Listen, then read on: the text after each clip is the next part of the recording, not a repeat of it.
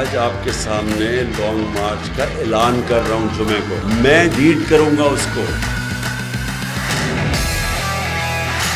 कप्तान का हकीकी आजादी मार्च। उन्होंने कंटेनर रखे तो हटा दोगे। दिन हो या रात, वो न्यूज 24 घंटे रहेगा साथ। सबसे बड़ी टीम, सबसे मोतबर पैनलिस्ट के साथ, सबसे बड़ी कवरेज। देखिए पाकिस्तान की सबसे बड़ी नशरिया सिर्फ बोल न्यूज पर।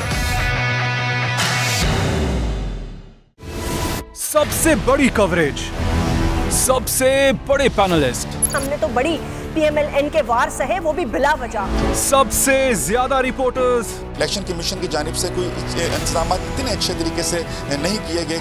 बोल की रिवायत, सबसे पहला नतीजा। अहम खबर है, बहावल नगर भी कप्तान का PTI कामयाब। मुकम्मल गैर हतमी गैर सरकारी नतीजा सिर्फ बोल न्यूज पर। लम्हा बा लम्हा इलेक्शन की खबर सिर्फ बोल पर। सब्सक्राइब करें और बेल दबाएं ताकि कोई खबर रह न जाए।